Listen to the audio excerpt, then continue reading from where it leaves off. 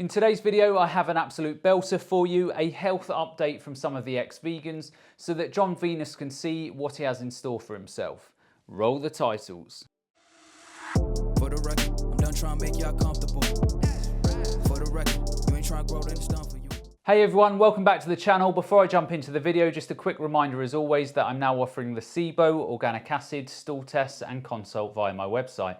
So if you have any health or digestive problems, then consider taking these tests as they will provide a lot of very detailed information upon which you can start making informed decisions and then start getting your health back on track. And on that bombshell, to the video. So I can't tell you how many people have messaged me to make a response on the Jon Venus situation and give my thoughts on him and his wife. So I'm not overly interested in doing that because the internet has done that to death. But what I thought would be interesting to do is to show Jon that the grass is not always greener on the other side and show him where some of the other well-known vegans are now that have trodden his path. Many of these ex-vegans set off for the promised land of optimal health with great digestion. So let's see where they are now. So first up, I have one of my favourite anti-vegans, and that's good old Bobby's perspective. Fruits are not the best carbohydrate source. White rice, on the other hand, has little to no anti-nutrients.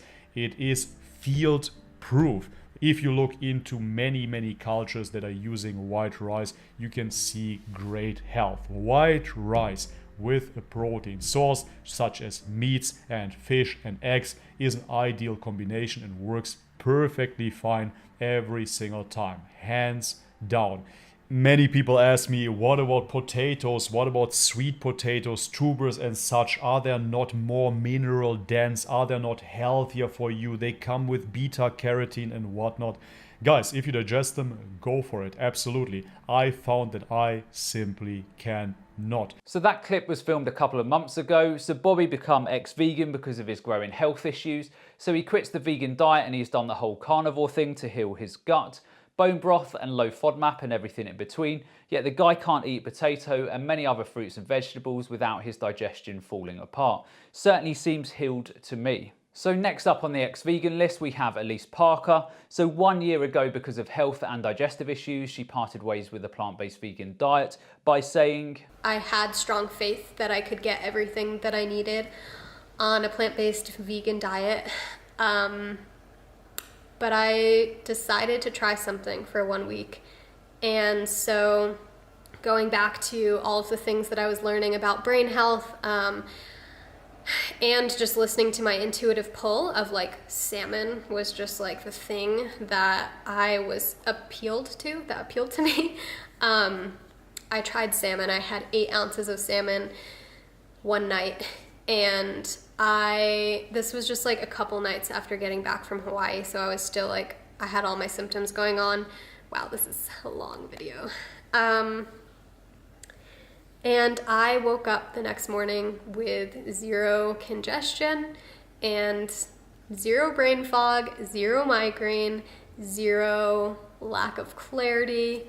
I felt the best that I had in probably like 3 years. And then on the 1st of March 2020 says this. Popping in with the official diet update. Over the last 5 or 6 years or so, I have pursued a lot of different ways of eating.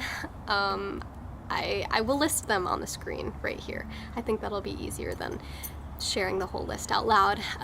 But yeah, in the past 3 months or so after my carnivore diet challenge came to a close, I realized, oh my gosh, I want to kind of release attachment to food.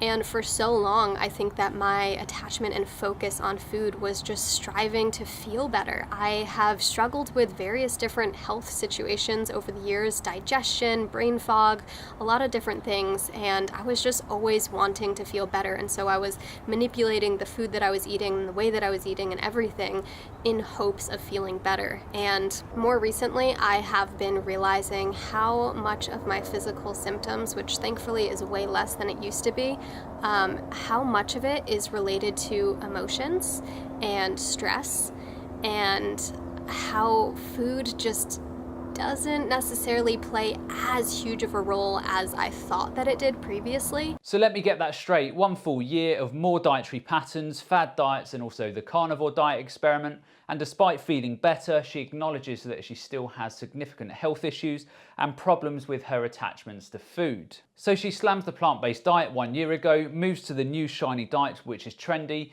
and lo and behold, she still has issues. Mark my words, 2021 will have a new shiny trendy diet, and we will see Elise over there talking about the same issues. Just look at that list that she put up on screen of all the diets that she has followed. How about you do this, Elise? You fix your underlying problems and you're simply not chasing your tail for the next 5 years, trying, as you say, to modify your diet to control your symptoms. Next up we have Jovana, or Jovana as we knew her, the vegan who developed SIBO, although she's never revealed her test results, and then incorporated fish and animal products into her diet to fix her digestive issues. And this is what she said 1 year ago. But when you have SIBO, fiber is really bad for you and your body can't process it, which is why I was feeling so bloated and I was having indigestion and diarrhea whenever I ate anything, because it was full of fiber and my body couldn't take it. Strange, isn't it? Because I've helped hundreds and hundreds of people on a plant-based diet to fix their SIBO, and not one of these has had to eat animals to fix their gut infection. But hey, I bet 1 year later that Jovana has iron-cast digestion. So diet, let's talk about diet. What is my current diet? So first I'm gonna talk about my health because I had some digestive issues. I had SIBO for the longest time and I don't have SIBO anymore. Thank goodness. I just have to be conscious to not drink too much kombucha because I love kombucha, and if I drink too much of it, then my body doesn't do well. So that's like the one thing that I look out for. The last months I also started taking some enzymes to help me digest food better. And I also have been drinking apple cider vinegar before every meal, like 15 minutes before every meal. And I found that that has really helped me in my digestion and just help me process everything better and absorb nutrients better. So got rid of the SIBO and is apparently still needing to take digestive enzymes and apple cider vinegar to help her digestive processes. So let's just mark Jovana as a work in progress and check in with her in 2030 when she is still having issues because she has not fixed her underlying problems. And I will stick my head out and make a prediction. If she did genuinely have SIBO, then 6 to 12 months I predict she will relapse. Next up, we have my favourite sun-gazing, ex-vegan and all-round best anti-vegan on the internet, my good old friend Numb Nuts. So apparently the vegan diet did this to him. I believed that eating raw foods is the most natural way. Of course, I didn't realize that I was eating man-made plants. I was mostly into vegetables and nuts. I tried to eat a lot of fat, which were plant oils. And because I also cooked them, I couldn't stand eating them raw. I messed up my arteries for sure in that time. So now that he's been on a raw diet for just over 2 years, and this is apparently the human species specific diet, I wonder where he is now. I can't imagine for 1 minute someone of his status is going to have any problems with minuscule amounts of fruits and vegetables. Pretty good. I don't like them to be very ripe, but definitely also not too unripe, something in the middle.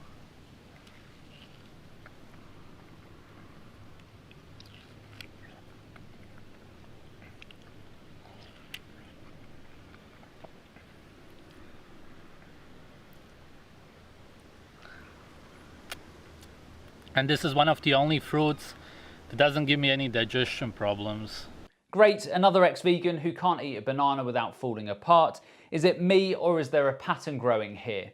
99% of the planet can eat a vast array of fruits and vegetables without an issue. But because Numb Nuts here can't stomach anything other than a mango without being crippled, it's no, no, no, you lot are all wrong. Fruits and vegetables are toxic. What a guy. Now I could literally keep going one by one with these ex-vegans. They are all carbon copies of each other. But not all ex-vegans are so wrapped up in themselves. There are some ex-vegans who the penny is slowly but surely starting to drop for them.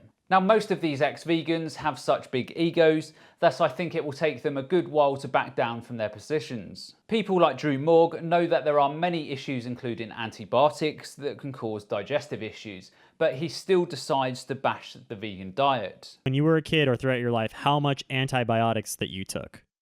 Are you aware of how much antibiotics that you took in your lifetime? I definitely took antibiotics in my lifetime. I mean, Okay. I would say probably maybe 10 times my whole life I've been prescribed for some, as a kid and Right. stuff. I don't know. So you had it sometimes even pretty early on. Yeah, I can remember taking antibiotics, yeah. Okay, Yeah. interesting. When I was very young, yeah. I haven't taken them since I was like a teenager. I don't think I've ever taken maybe when I got my teeth pulled, but Right. why? Well, what's up with the antibiotics? I've been noticing that the friends that I have that don't have digestive issues, typically they were not antibiotic takers as kids. A lot of them were breastfed as well. Now, at some stage, the penny may finally drop for Drew and some of these ex-vegans that if you have digestive issues and you fix the underlying problems, then in a high proportion of these cases, those digestive issues and other health problems will simply go away. And then we come to the latest of ex-vegans, Jon Venus. So I have zero comments to make about his video on why the plant-based diet is not healthy for people longer term and why he no longer wants to be vegan. The only thing that I will say, like all of these other numb nuts, is that I await your health update in 12 months with great anticipation. So that's the end of today's video. I hope you all enjoyed, and as always, remember to look after your body because it's the only place you have to live. And I'll see you next time.